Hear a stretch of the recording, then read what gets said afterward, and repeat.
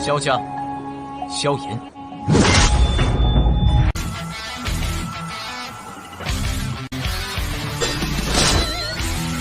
指缝中的光点燃了梦魇，站在天端俯瞰着世界无边无边。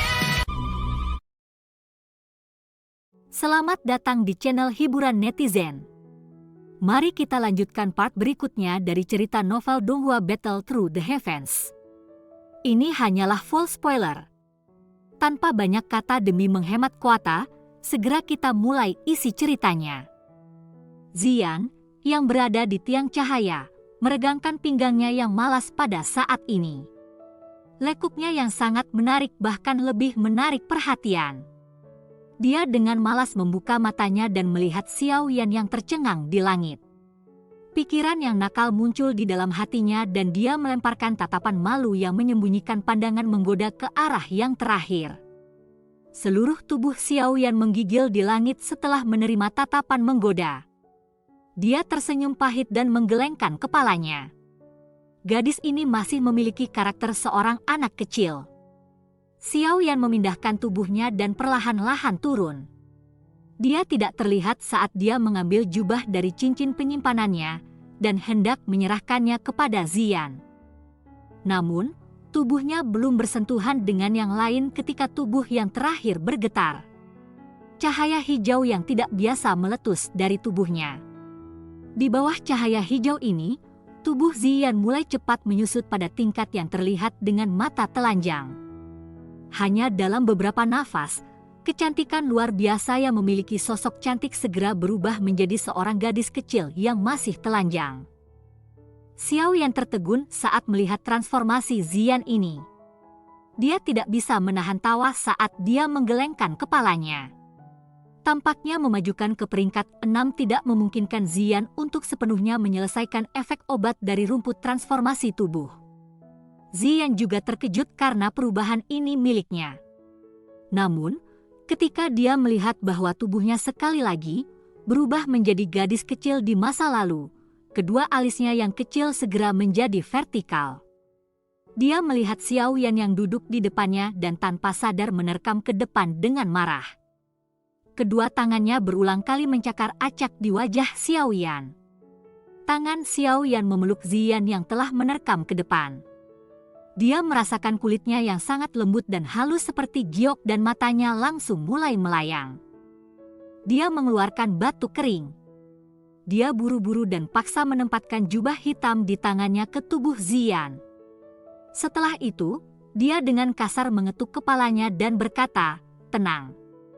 Jika tidak, saya tidak akan membantu Anda menyempurnakan pil transformasi tubuh di masa mendatang, dan membiarkan Anda terus memiliki penampilan ini selama sisa hidup Anda." Ziyan menutupi kepala kecilnya dan meringkuk mulutnya dengan keengganan. Namun, dia masih cukup takut dengan ancaman Xiao Yan. Oleh karena itu, dia hanya bisa menundukkan kepalanya dan bergumam, "Rumput transformasi tubuh sialan ini." Xiao Yan mencubit wajah imut seperti ukiran giok Ziyan dan tertawa, "Penampilanmu ini tidak buruk. Ini sangat menyenangkan. Ci, tiruan apa? Anda jelas menyukai sosok lain itu sekarang. Jangan pikir saya tidak menyadarinya. Cailin, Jie mengatakan bahwa kalian semua pria seperti ini." Ziyan menggunakan mata jijik untuk melihat Xiao Yan. Munculnya yang terakhir tadi berada di tepi menyebabkan seseorang mengalami mimisan. Xiao Yan segera merasa malu ketika mendengar ini. Dia dengan kejam menyambar wajah Ziyan dan buru-buru mengubah topik pembicaraan.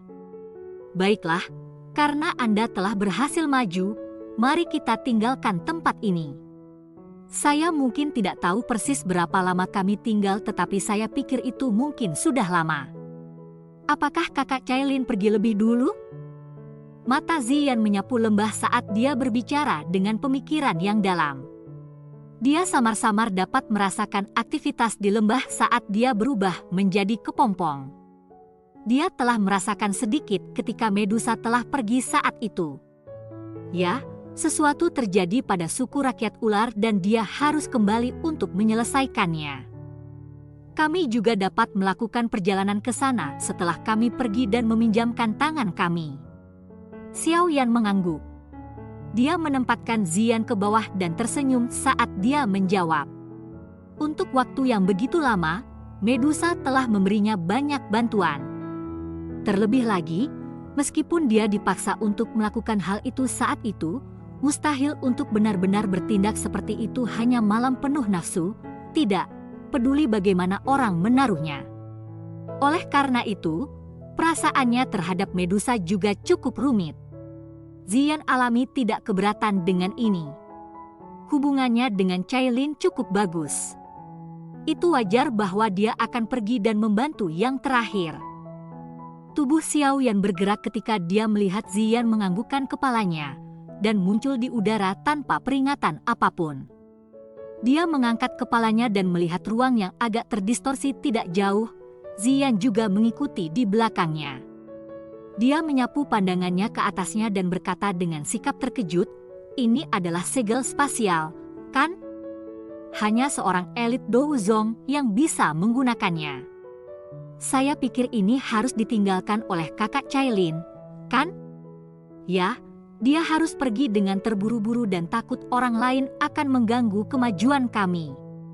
Oleh karena itu, dia menempatkan kunci spasial ini di atas lembah ini." Xiao Yan melihat ke ruang yang terdistorsi dan berbicara tanpa memutar kepalanya, "Minggir. Saya akan memecahkannya." Doki dalam tubuh Xiao Yan liar melonjak setelah dia mengatakan ini. Kunci spasial ini yang diciptakan dari semua kekuatan Medusa sangat kuat. Jika dia tidak maju ke kelas Do Huang, kemungkinan dia berhasil memecahkannya sangat rendah. Yang kamu tahu adalah bagaimana menggunakan kekerasan. Ziyan di samping meringkuk bibirnya ketika dia melihat ini. Tubuhnya segera mulai perlahan bangkit dan cahaya ungu yang aneh merembes keluar dari tubuhnya tepat ketika dia akan melakukan kontak dengan ruang yang terdistorsi. Setelah itu, tubuhnya menjadi seperti ikan saat ia menembus ruang terdistorsi dan menghilang. Wajah Xiao Yan benar-benar terkejut ketika dia melihat Ziyan melakukan ini. Sesaat kemudian, dia tertawa pahit dan menggelengkan kepalanya. Dia lupa bahwa Ziyan tampaknya memiliki kekebalan terhadap jenis kunci ini. Saat itu, berbagai pesona yang ditempatkan di gudang obat tidak memiliki efek sedikit pun untuk memblokirnya. Meskipun demikian, Xiao Yan masih agak terkejut bahwa dia bisa dengan mudah melewati ruang terdistorsi ini. Tubuh Ziyan sekali lagi bercampur dan keluar dari ruang yang terdistorsi sementara Xiao Yan terkejut. Dia mengulurkan tangan kecil salju putih ke arah Xiao Yan dan tertawa dengan tertawa. "Ikuti saya akan membawa Anda keluar." Xiao Yan juga tersenyum ketika melihat ini tetapi dia tidak menolak tawarannya. Lembah kecil ini memiliki cukup banyak bahan obat langka. Memiliki segel spasial di sini akan secara kebetulan mencegah orang-orang dari tidak sengaja menjelajah ke tempat ini. Xiao Yan meraih Ziyan dan cahaya ungu samar langsung menyebar di atasnya dari yang terakhir. Ini dengan cepat melilit Xiao Yan. Kedua tubuh mereka menyusut dan dibebankan ke ruang terdistorsi sebelum menghilang. Warna hijau subur dari pegunungan tak berujung mengisi mata Xiao Yan. Angin liar bertiup dan peluit bergema di atas pegunungan. Itu membangkitkan keaktifan yang tak terbatas di dalam lembah ini. Ruang di udara kawasan rahasia antara beberapa puncak gunung dalam pegunungan tiba-tiba berfluktuasi. Dua sosok manusia perlahan muncul. Mata mereka bergerak ke segala arah, dan mereka merasakan hembusan angin dingin yang bertiup ke arah mereka. Tubuh mereka terasa ringan seperti mereka bisa hanyut. Kami akhirnya keluar. Xiao Yan tidak bisa tidak menghela nafas lega saat dia melihat pegunungan yang luas. Setelah tinggal untuk jangka waktu yang lama di dalam gua, dia hampir lupa bagaimana perasaan angin bertiup di seluruh tubuhnya seperti. Ziyan di samping secara acak menyapu pandangannya. Dia diam-diam menghela nafas lega ketika dia tidak menemukan binatang ajaib di sekitarnya. Dia masih ingat binatang buas yang menakutkan itu, bahwa dia dan Cailin telah bergejolak di dalam pegunungan binatang ajaib sebelum dia berubah menjadi kepompong. Bahkan Medusa hanya bisa membawanya dan melarikan diri di bawah ombak binatang itu. Meski sudah mahir, dia masih tanpa sadar merasakan kulit di kepalanya mati rasa ketika dia memikirkan binatang ajaib gila yang padat. "Ayo pergi." Xiao Yan tidak memperhatikan tindakan kecil Ziyan. Setelah menentukan arah mereka, dia melambai ke arahnya dan sepasang sayap api langsung memanjang. Setelah itu, dia terbang menuju pintu keluar dari pegunungan. Ziyan di belakang dengan hati-hati mengamati sekelilingnya sebelum buru-buru mengikutinya. Kedua sosok manusia itu berubah menjadi sinar cahaya yang terbang melintasi langit. Kecepatan tinggi mereka membawa tekanan angin yang meninggalkan riak di lautan pepohonan di bawah mereka. Namun, tubuh Xiao Yan tiba-tiba berhenti setelah terbang selama sekitar 3 hingga 5 menit. Ziyan di belakang tidak bisa bereaksi pada waktunya dan menghantam punggung Xiao Yan. "Apa yang kamu lakukan?" Ziyan mengusap dahinya dan menggerutu. Sepertinya agak terlalu tenang. Xiao Yan menyipitkan matanya dan perlahan berkata. Matanya menyapu sekelilingnya saat dia melakukannya. Dia belum mendengar suara gemuruh binatang sejak dia keluar dari lembah. Situasi semacam ini mungkin sangat normal jika muncul di tempat lain. Namun, itu jelas tidak benar jika muncul di dalam pegunungan binatang ajaib yang tertutup dalam binatang ajaib. Ziyan juga merasa ada sesuatu yang tidak beres ketika dia mendengar ini. Alisnya yang kecil vertikal saat dia merasakan sekelilingnya sejenak. Dia mengangguk dan berkata, "Ya, lingkungannya tidak memiliki aura binatang ajaib."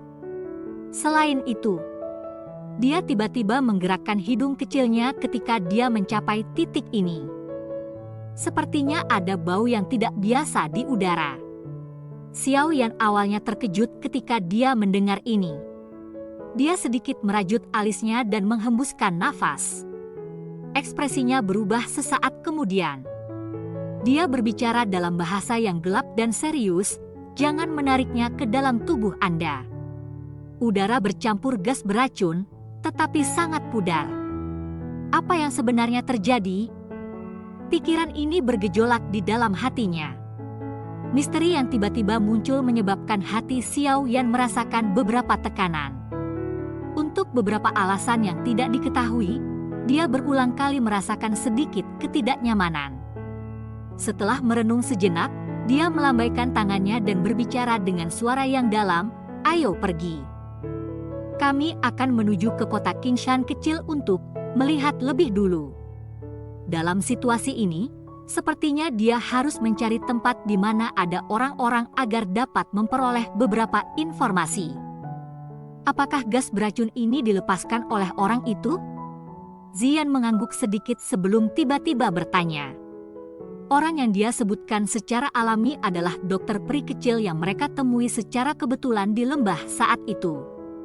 Seharusnya tidak demikian. Gas racun ini tidak dianggap kuat dan perbedaannya jika dibandingkan dengannya seperti itu antara surga dan bumi. Namun, mengapa begitu banyak menyebar? Xiao Yan menggelengkan kepalanya. Dia jelas memahami keterampilan racun peri dokter kecil saat ini. Jika dia melepaskannya, kemungkinan tidak akan ada satu orang pun yang hidup dalam jarak 500 km. Tapi apa yang sebenarnya terjadi? Xiao Yan bergumam pada dirinya sendiri di dalam hatinya sementara dia mengerutkan kening. Sayap api di punggungnya mengepak dan tubuhnya segera berubah menjadi sosok buram yang menembak ke arah tempat kota Qingshan kecil itu berada. Cerita pun bersambung ke episode selanjutnya. Jangan lupa di like, komen, subscribe dan share-nya ya, biar tambah semangat dan konsisten, dan dapat membantu meningkatkan kultivasi Xiao Yan. Terima kasih.